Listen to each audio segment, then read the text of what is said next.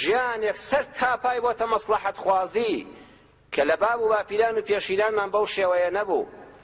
وتاری ئەم جومعەیەم بە پشتیوانی خوای پەروەردگار تەرخان دەکەین بۆ بابەتێک لەسەر ناونیشانی مەرد و نامەرد. قورئانی پیرۆز ئاماژە بەوە دەکا خەڵکانێک هەن تەنها چاویان پارە و پوڵ و دینار و دۆلار و مادە دەبینێ. ئەو کەسانە بەڕاستی دوور لە ڕووی جەنابتان قورئان دەفەرمێ نامەردن، چونکە ئینسان خۆی بێڕێز دەکا و بە بێڕێزیش دەڕوانێتە بەرامبەرەکەی. لە مقابلە خەڵکانێکی مەرد و پیا و چست و چالاک و دنیاویست و قیامەتویستیشمان هەیە. قورئان دەفەرمێ ئینسانی وا هەیە بەینی خۆی و خوا. جاسەی قورئان کە چەند وردە تعبیرەکانی. قرآن دفرمي فأما الإنسان إذا ما ابتلاه ربه فأكرمه ونعمه فيقول ربي أكرمن وأما إذا ما ابتلاه فقدر عليه رزقه فيقول ربي أهانن. إنساني وهي لنواني خوي أو خالق دا جا خوات شي بيما نبخشيوا ولا بیر بکەوە هیچ کاتێ فکر و هۆشت تا ئەو ڕۆژەی دەمری ناتوانی پەیبەرێ بەو هەموو خەڵاتەی کە پەروەردگارت پێی بەخشیوی. خوا دەفەرمی ئینسانی وا هەیە لە بەینی من و خۆیان تەنها سەروەت و سامان دەبینێ. ئەگەر خوا سەروەت و سامانی پێ بەخشی دەوڵەمەندی کرد سارەیەکی باش خانوێکی بڕێک و پێک و شوێنێکی گونجاو ئەوە ئەڵێ ڕەبی ئەکرەمەنی ئەوە بەڕاستی خوا منی خۆش دەوێت. نیشانەی ئەوەیە خوا لێم ڕازیە بۆیە هەموو ماڵی داومێ. ئەگەر خوش تاقی کردەوە بە نەبوونی بە هەژاری بە دەستکورتی بە زەرەرێکی مادی کاتی ئەڵێ ڕەبی ئەهانن ئەوە خوا سوکاتی پێکردوم. جا خوا چی داومێ؟ خوا بۆ ئەم لێ دەکا نەعوذ بالله. خوشکانێکمان هەیە جا مێردەکەی فەقیرە چەند پیاوی ساڵح بێ ئەوە جا خوا چی داوێنێ؟ ئەوەنی کرێچیم ئەوەنی خوا چی داوێنێ؟ خۆ سیارەمان نێوەکو فڵان کەس بڕێنێ دەشت و دەر. خوا دەفەرمێ ئینسانی وا هەیە لە ژن و لە پیاو لە نێوانی خۆی و ئەو خالیقەدا تەنها پارە و پوڵ دەبینێ پەنا بەخوا.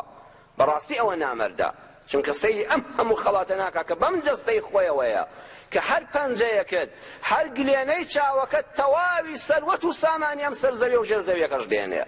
ئەمانە هیچی نابینێت لە خوای چی نەداونە چونکە هەژارم، چونکە نەدارم ناڵە تاقیکردنەوەیە. ئەمجا لە نێوانی خۆی و خەڵقیشدا قورئان دەفەرمێ هەر پارە دەبینێ. قورئان دەفەرمێ چوار سیفەتیان هەیە کەلا بەل لا تکریمون اليتیم ڕێزی هەتی و ناگرێ. ئەم ئینسانە وای لێ هاتووە نەک دەست بە ژیفانیان ناکا بڵێ ئەو ماڵە ئەو ئافرەتە ڕووسورە لەسەر ئەو چەند مناڵە بێ باوکە بە حیا و حرمەتەوە دانیشتووە من شەو ڕۆژ کەسابەت دەکەم ئەو کەسی نییە باش تێک لەوەی خۆم هەر کەمێکی پێ ببەخشم نەک هەر نایداتی حەد بەزەیشی پێیانایەتەوە. سەریکە قورئان دەفەرمێ بەل لا تکریمون اليتیم هەر ڕێزی هەتیویش ناگرێ هەر هەستیشی بۆی ناژوڵێ هەر نازانێ هەشە لە کۆمەڵگادا. ولا تحاضون على طعام المسكين نەک خۆی بەزەی بە هەژاراناتەوە دەست بە جیفانان ناکە یارمەتیدا هانی خەڵکیش نادا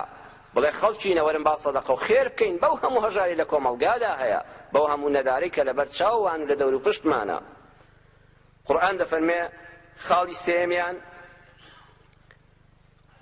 وتأكلون التراث أكلا لما خوشک و بران زۆر شیرینە. تۆ لە دایکێک لە باوکێک لە دایک بووی لە یەک عایلەیە بەخێوکراوی قورئان دەفەرمێ ئیوا هەیە ئەو سەروەت و سامانی ئەو باوک و دایکەی هەڵدەلووپەدەی فرسەتی بۆ هەڵکەوت ئەمڕۆ زۆرە فرسەتی بۆ هەڵکەوت هەرچی سەروەت و سامانێکی میراتی هەیە بە یەک دەقە هەمووی بخاتە سەر خۆی بەلایەوە گرنگ نییە هیچ چاوی ئەو خوشک و برایانە نابینێ. وتأكلون التراث أكلا لما وتحبون المال حبا جما سەروەت و سامانیشی خۆش دەوێ سەروەت و سامان خۆشویستن هیچ عیبە نییە بەڵام سەی قورئان کە حبا جما ئەوەندە بەلایەوە شیرینە یەک زەڕە بیری بەلای حەڵاڵ و حەرامان ناچێ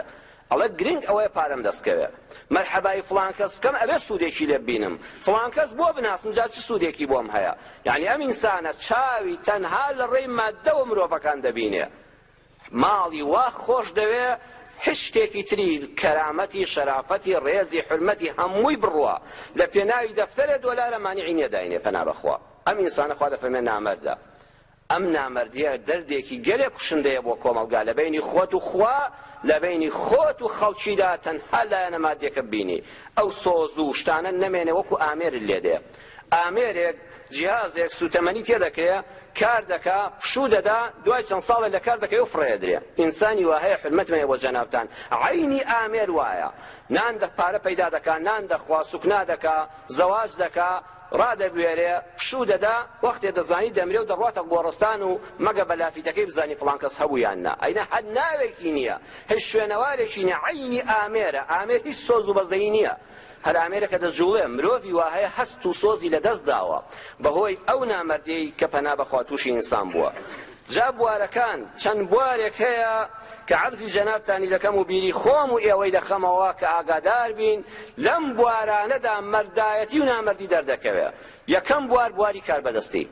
ئینسان تا هیچی بەدەست نەبێ ڕەنبێ زۆر پیاوی باش بێ مرد و پاڵەوان و ئینسانی بەڕێز لەو وەختەیە دەردەکەوێت کە شتێکی دەکەوێتە دەست هەر یەکێ لە ئێمە ڕەنبێ زۆر پیاوی باش بێ کە دەسەڵاتی نییە گرنگ ئەوەیە کە دەسەڵاتت هەبوو نوکە قەڵەمێکت بەدەستەوە بوو چوار چەکدارت لە دوای خۆتەوە بینی لەسەر کورسی مۆزێک مۆرێکت هەبوو ئەو وەختە خەڵک بناسی ئەو وەختە مرد بی دنیا نەتخەڵەتێنێ قرآن بپیغمبر صلی الله علیه و سلم دفرمه فبما رحمة من الله لنت لهم أي خوشویسته كما محمد صلى الله عليه وسلم أو خلقي كلا دولة كوبون والروح خوانت بقربان دكان كعرقو خوين ومال وسروت وسامان وجاني خوان بخشي بمسلام أو بم پیغمبري خواه صلى الله عليه وسلم أو أنا بالرحمة خوات ودل لقل يعني نرمه تودل نرم تريني سر كردي بوش من كوتوانت بالرحمة خواش خوادلي نرم كردوي ولو كنت فظا غليظ القلب اگر تو دڵت ڕق بوویایە ئەگەر بێت و قسەت ڕق بوویە دوو قسشتە فەظا ئینسانێکی قسە ڕقی دەم و چاوتاڵ بوویتایە غليظ القلب دڵت ڕق و بێبەزەیی بوویە بەرامبەر بە شوێن کەوتوانت لانفضوا من حولك کەست بە شوێنەوە نەدەما سبحان الله هەر چەند پێغەمبەر بی هەڵبژێرداوی خوا بی ئەگە زمانت شیرین نەبێ لەگەڵ شوێن کەوتوانتدا ئەگە دڵت بە سۆز و میهرەبان نەبێ و ڕق بێ کەست بە دەورەوە نامێنێ جا ئەمە ئەگە پێغەمبەر صلی الله علیه و سلم وابێ ئەی کار بەدەستان ئەمە ئامۆژگاریە بۆ ئێوە قورئان باسی دەکا هەر کار بەدەستێک هەر لە مۆزەفێکی بچووکی دایرەوە تا سەرۆکی ئەنجومەنی وەزیران و سەرۆک کۆمار ئەگەر ڕوت خۆش نەبێ زمانت شیرین نەبێ ئەگەر دڵت فراوان و پڕەحمەت و سۆز نەبێ بۆ خەڵک دڵت ڕق بێ وەڵڵی ڕۆژێ دێ لە چەپڵا ئەدرێ ڕۆژێ کەست بە دەورەوە نامێنێ فاعف عنهم ئەی خۆشەویستم لە ڕێگەی ئەوە بۆ هەموو کار بەدەستان چاوپۆشی بکە لە شوێن کەوتوانت ئینسانێکی دڵگەورە بە لەسەر هەڵەیەکی هاوڵاتیەک مەی بە زیندانەکەەوە کەس نەزانێ لەکوێیە واستغفر لهم نيوي شوان هستو خوا لم ملة خوش بي خوا رحم بم شوان كوتوانا بكي خوا رحم بولاته بكي خوا لبلالام دي او شي كار بدست به شوان بخبر بي لپروردگاری پارته و داوای خوش بون بو او گمرانه بك كلولاتك ياهن نقب قمشي پشتيان نرمكا هدايتي خوان بو داواكا واستغفر لهم وشاورهم في الامر پرسوراویش یان پێ بکە ئەی خۆشەویستم پرسوراویش بەو سەحابانە بکە کە لەگەڵتان ئەی کار بەدەست ڕەئی میلەت